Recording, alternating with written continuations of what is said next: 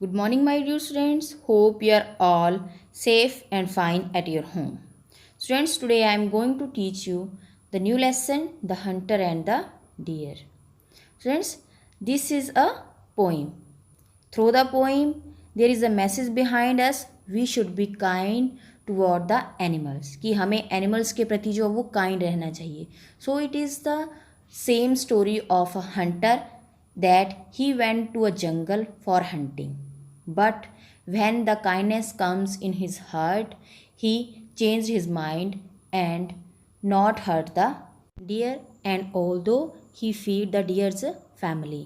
So बेटा ये जो हमारे पास पोइम है वो एक हंटर और उसमें एक डियर की स्टोरी है, जिसमें जो हंटर है वो हंटिंग करने के लिए, शिकार करने के लिए जंगल में जाता है। बट जब उसके मन में काइंडनेस आती है, कंपैशन आता है, तो वो अपना मन चेंज कर लेता है और वो उस डियर की देखभाल करता है। जब वो उसकी पूरी फैमिली को देखता है तो वो हंटिंग करना छोड़ देता है और वापस अपने घर खुशी खुशी आता है।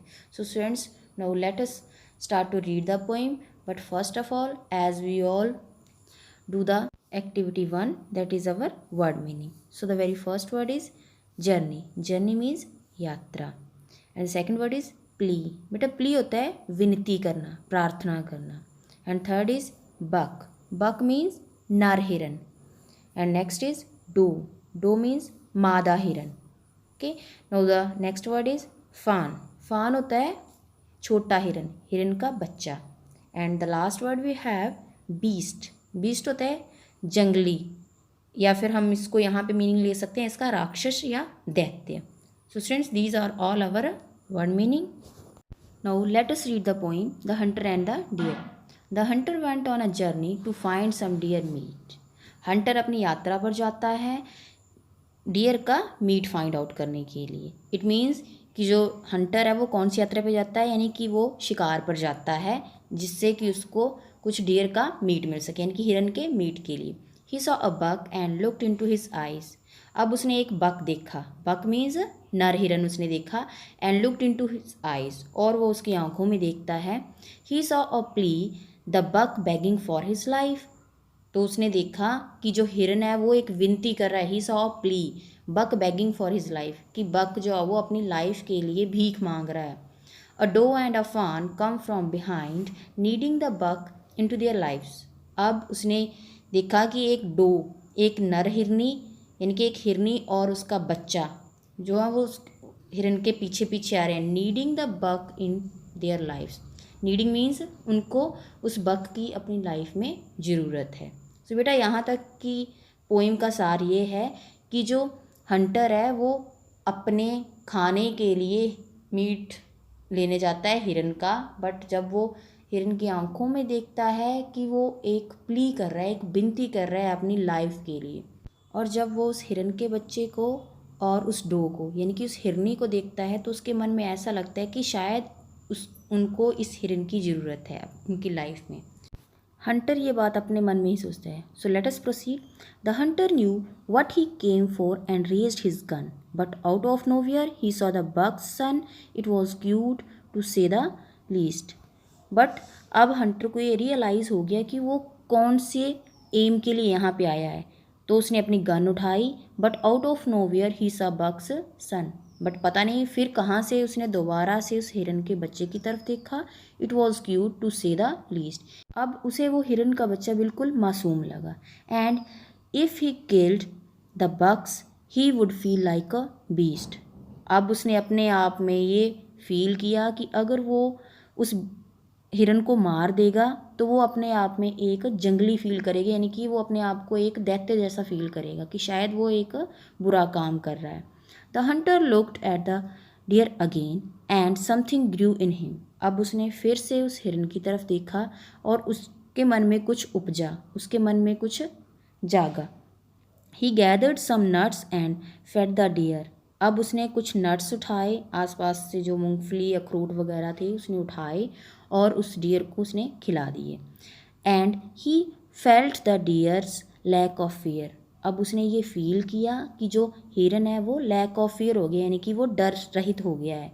अब उसके मन में किसी तरह का डर नहीं है। ही smiled a great big smile. अब उसके चेहरे पर यानी कि हंटर के चेहरे पे एक बड़ी सी स्माइल थी।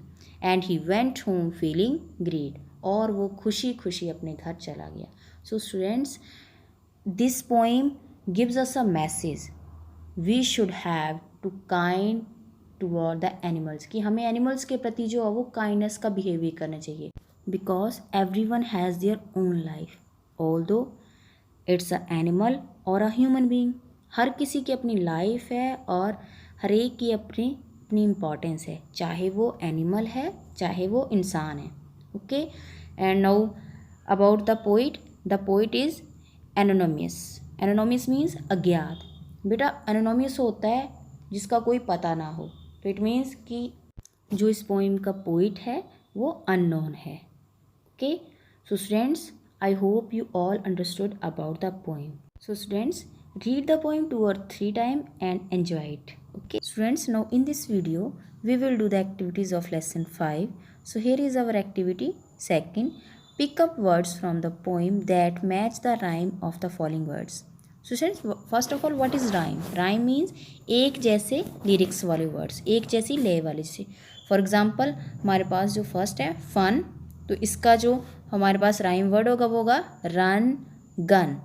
You can find the word from the poem. First of all, जैसे फन से रिलेटेड जो हमारे पास वर्ड है वो आएगा पोइम में से गन। सेकंड, हम रन लिख सकते हैं, and the second word is feast, तो यहाँ पे आ जाएगा least east. Okay, and third is wise eyes rise, and fourth is near, dear, peer. Fifth is file pile while. तो बेटा इस तरह से हम इनके राइमिंग वर्ड्स जो हैं वो लिख सकते हैं। Now next activity is activity 3, that is read the words in the following table and do as directed. So here are the serial number 1 to 7 and next is the word. बेटा हमारे पास यहाँ पे जो टेबल दिया गया है उसमें first में हमारे सीरियल नंबर हैं, 7 वर्ड्स हमें दिए गए हैं। सेकंड में हमारे पास वर्ड्स हैं, एंड थर्ड में I know the word, put a tick. बेटा इसमें आपने ये करना है कि अगर आपको इस वर्ड का मीनिंग पता है तो आप उस पर टिक करोगे, राइट टिक करोगे। And on the next column I don't know, put a cross. अगर आपको उस वर्ड का मीनिंग नहीं पता है then you will put cross. And on the last column write the meaning if you know it. अगर आपको मीनिंग पता है then you will write the meaning of the word. So the very first word is buck. तो बेटा बक क्या होता है, जैसा हमने पोइम में रीड किया है, बक मीन्स नर हिरन। So we all know the answer, so you will put here tick. Okay, and the answer is the meaning of the word is नर हिरन। The second is yes, put here tick, and what is hunter means शिकारी। Third is beast, जैसे हमने पहले ही activity 1 में किया हुआ है, बीस्ट मीन्स जंगली या फिर दैत्य। And the fourth is raised, अब उसने अपनी गन जो है वो रेज्ड की थी, उठाई, तो यहाँ पे हम इसका मीनिंग लिखेंगे उठाई। Journey, you know the answer, you know the meaning of the word, it means यात्रा। And do, yes we put here tick, and the meaning of the word is मादा हिरन। एंड द लास्ट इज फान, फान means छोटा हिरन या फिर हिरन का बच्चा। सो बेटा ये हमारी एक्टिविटी 3 थी। Now the next activity is activity 4, read the poem and select the appropriate option to fill in the blanks. बेटा हमारे पास यहाँ पे ब्लैंक्स दिए गए हैं और नीचे कुछ जो है वो मल्टीपल चॉइस दी गई हैं, तो जो सही वाली है वो हमें प्रॉपर ब्लैंक्स में फिल करनी है। So the first is the hunter went on a journey to find some. बेटा हंटर जो है वो शिकार पे क्यों गया था, क्या फाइंड आउट करने के लिए? The answer is A, deer meat. और the second is the hunter found a dash, कि हंटर को वहाँ पे क्या मिला? अ डॉग, अ बक और a bear. So you know it very well, the hunter found a buck. The third is the other word for a male deer is duck. और word जो होता है जिनकी दूसरा वर्ड जो mail dear के लिए होता है वो क्या है? buck. And the fourth is the poet thought that the buck was begging for, कि जो बक है वो किसके लिए बेग कर रहा है, for his own life. Now the fifth is a female deer is called a, जो फीमेल डियर होती है उसको हम क्या कहते हैं, yes the answer is doe. The sixth is a young deer is called, एक छोटा डियर इनकी छोटा हिरन का बच्चा, उसको हम क्या कहते हैं, द आंसर इज बी, फान। The seventh is the Hunter remembered what he came for and raised his, अब हंटर को ये याद आ गया कि वो यहाँ किस लिए आया है, तो उसने क्या उठाया था फिर, yes the answer is B, he raised his gun. Now the eighth is a dash came out of nowhere, अब बोलता है कि अब पता नहीं कहाँ से, अ फान केम आउट ऑफ नोवेयर, कि जो फान है वो पता नहीं कहाँ से आया। The ninth is a hunter felt that he could not dash the buck, अब हंटर ने ये फील किया कि वो उस बक को नहीं मारेगा, तो बेटा यहाँ पे कौन सी वर्ब की फॉर्म आएगी, yes A, he could not kill the buck.